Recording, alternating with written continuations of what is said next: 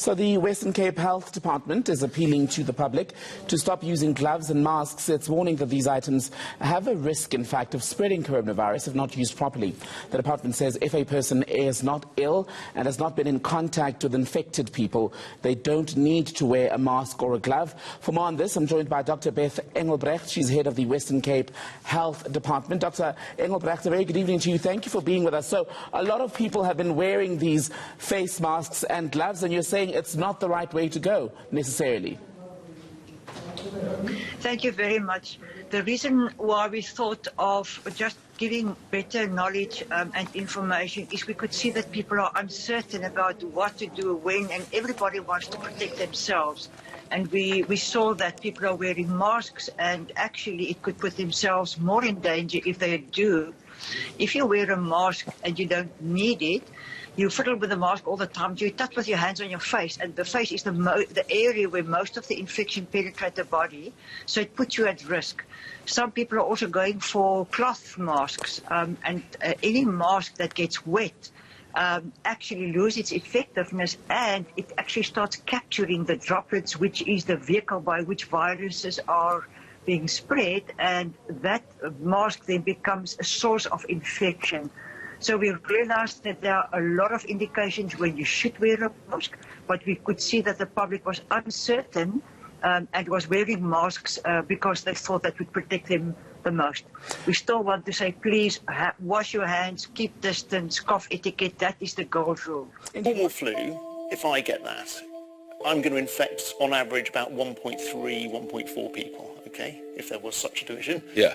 And if those 1.3, 1.4 people gave it to the next lot, that's the second time it gets passed on. By the time that's happened 10 times, I've been responsible for about 14 cases of flu. This coronavirus is very, very infectious, so every person passes it to 3. Now that doesn't sound like much of a difference, but if each of those 3 passes it to 3, and that happens at 10 layers, I have been responsible for infecting 59,000 people. Now, I actually wasn't on top of that maths when you were doing that. Okay, that did come as a shock, yeah. Right. Now, most people are going to feel a bit pokey or not very pokey and be just fine, but they will have spread it around. And a few will get sick at about day 10 of their illness. So they will need to come to a hospital. And when they're in a hospital, they will consume resources and time, and people will look after them quite rightly.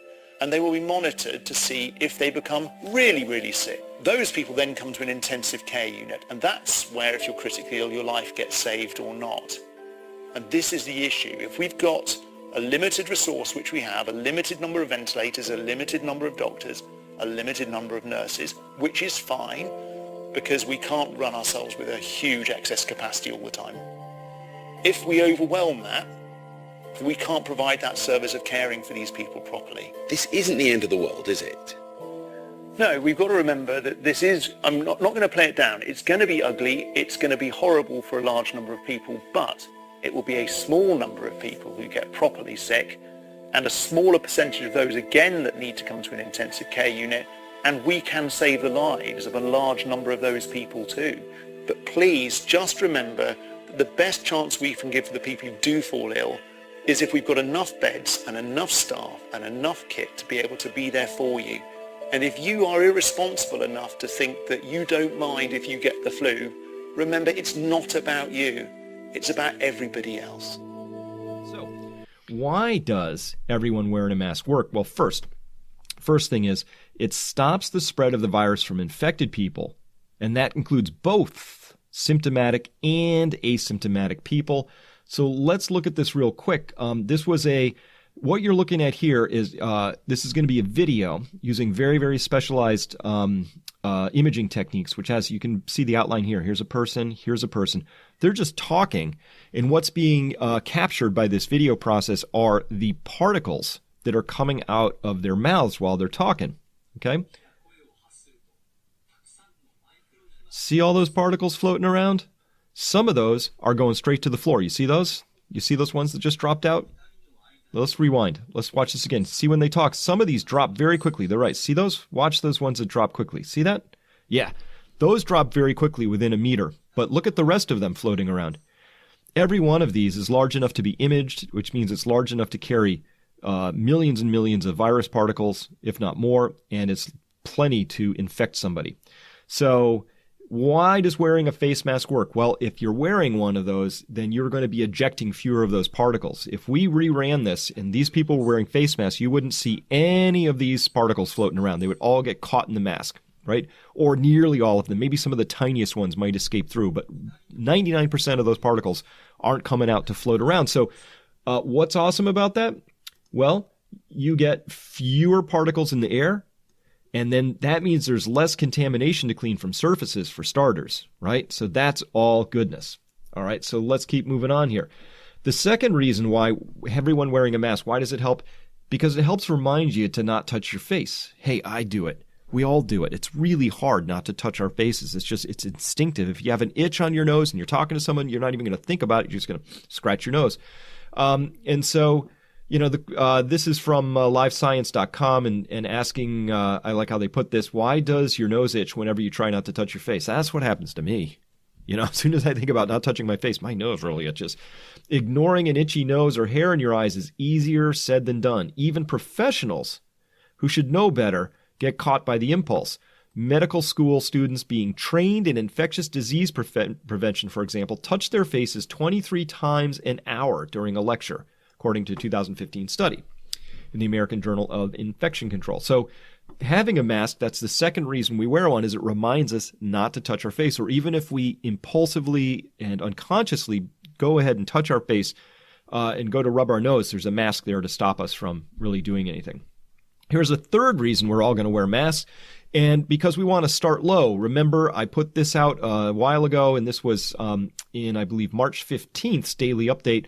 And here's this doctor, Rishi Desai. He's the chief medical officer at Osmosis Infectious Disease Physician and former outbreak investigator at the Center for Disease Control. And he talked here about how if you start with a low inoculum, meaning you get just a few virus particles rather than a giant contamination load, those low doses are associated with better disease progression, that the high doses you might get, the high inoculums, that those tend to progress more rapidly to serious cases, which is why so many healthcare workers get seriously infected or seriously hurt. Because, why? Because when you start with a low inoculum, your body has hours and hours and maybe even days as that virus is building up from a low number into higher numbers to begin to adjust to that, to begin to respond to that, begin to mount a defense. When you start with a high inoculum, your system gets overwhelmed, your body doesn't have as much time to adjust, and the virus gets the upper hand. So that's the third reason we're going to wear a mask. So there's three reasons why everyone should wear a mask. First, it stops infected people, symptomatic or asymptomatic, from expelling infectious particles. That's the biggest. Two, it helps remind you to not touch your face. That's important. But if you get infected anyway, like you have even just a cotton mask and it stops most of the particles, but not all of them, but the ones that do sneak through are fewer in number and smaller in size. So that gives you a much better chance of starting small. That is with a low inoculum. And that means you're going to have a much better disease outcome. That is a milder case of the disease. That's what the data says right now. Hey, you could still start with a low inoculum and have a bad run of it. We don't know why, that happens, but it can happen. But this improves the odds. This stacks the odds really much in your favor. Excuse me. I need a glass of water or something here. The Czech experience. Remember, we highlighted a great email from somebody that came in about the Czech experience. And so let's look in here now. The former First Lady to the Boy Scouts, Czechs ramp up home mask production. The former First Lady and wife of the late Václav Havel uses old theater drapes. Boy Scouts work with donated materials. Others cut up old T-shirts as Czechs create homemade masks to fight the coronavirus. And I love this. It was even before the government ordered people to wear masks. And that's what you can count on the government to do usually, is to order something after people are already doing it and then claim victory. So good job there, government. But the people of the Czech Republic had already decided to wear face masks or use something else to cover their mouths and noses when in public. All right. And they had already ramped up their own home production lines. Pictures on social media showed people waiting in line several meters apart in front of fabric stores, while the former First Lady, Dagmar Havlova, began making masks from theater drapes and discarded linen from a villa she shared with President Havel. We're not enough and we are tired, she posted on Facebook. We need mainly seamstresses now. If you are from Prague and can work, let us know. So this is how it's done. And, so that's the theory. How's it working out? Hey, it's working out great. Got this from March 29th. Usage of face masks has flattened the growth of coronavirus cases in the Czech Republic. It does work. The growth of coronavirus cases has flattened in the Czech Republic ever since the country's government, the people, made mask compulsory, claimed data scientist Jeremy Howard. Howard claimed that one of the key reasons for the decrease in the growth of cases is a massive countrywide community initiative to create and wear homemade masks. In just 10 days, the country went from no mask usage to nearly 100% usage, with nearly all the masks made at home with easily accessible materials like old t-shirts. All right, we've got the data there, and we had the circumstantial data before. We saw this. Here are all the different countries, and then we noted that these are the countries that have both their masks plus. A lot of these also have really good social distancing and other NPIs like that. So Hong Kong had school closures, quarantine, community response, plus masks. Singapore had strict quarantine rules and contact tracing, plus masks. Japan has strong social norms around civil obedience and mask wearing. Great. South Korea, huge test and trace program that got on top of the outbreak, plus masks. China, everybody's wearing masks, of course, plus all of these sort of measures as well.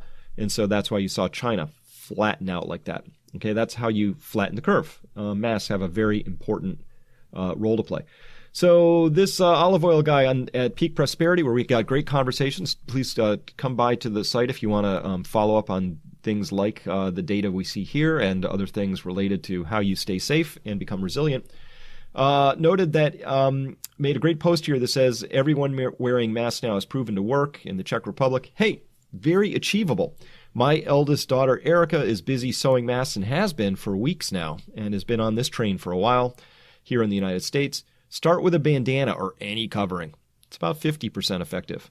Hey, you could upgrade to a homemade sewn mask with a tighter fit and better materials, much more effective. Put a sleeve in a homemade mask and put a vacuum cleaner filter media inside. Hey, even more effective. And then buy N95 masks when they become available soon, and that's the most effective. All right, so anything, can do it, even a bandana, and I like Olive Oil Guy's solution here. So reports he was one of 4 people wearing a mask at the grocery store and wore the bandana over it so that he would look cool. Hey, that's the way to go about it. You look like in Texas, you can pull that off probably, maybe with a gun on the side. All right, conclusions for today. Asymptomatic spreaders are responsible for the majority of new cases. That's what that study says. That's a really important conclusion up there. It's why everybody's got to wear a mask. Okay, the WHO continues to pump out inexplicably bad communications. Let me wander into an opinion. I think they just ought to be defunded. I just why should they be funded if they're going to behave like that? Let's start over. Something broken with that organization is all I can say at this point. With 86% of cases undocumented, that implies that countries will need to get to 11% of their total population to achieve immunity. So 11% of their total population is being with reported cases, reported confirmed cases. That's what that ratio implies. So this is about 11% of the United States population. So that's just how the math works right now. As always, we reserve the right to tighten it up when better data comes along. So about 35 million in the U.S., but if you want to know how many people in your country would need to be reported as having been infected in order to achieve herd immunity, it's going to be about 11% of total population. Remember, everyone should wear a face mask. 3 reasons why. 1, to stop the symptomatic and asymptomatic spreaders from spreading it. 2, to help us not touch our faces. And 3, because if we're going to get it, let's start with a small dose, not a large dose. That's what the logic tells us. That's what solid data is telling us at this point in time. That's the best we can do right now. But remember, it didn't have to be this way. We knew about this stuff months ago, and that we're still trying to have to make the case for asymptomatic spreaders at this late date tells us that we had a really inappropriate response to this and that it didn't have to be that way. And other countries managed to figure this out a long time ago. I keep mentioning them: Taiwan, South Korea, Kuwait, Bahrain. There are a variety of countries out there, Singapore, that get it. So they showed how it could be, and we're showing a different way to go. So remember, wear a mask. Be safe, everyone. We'll talk to you next time.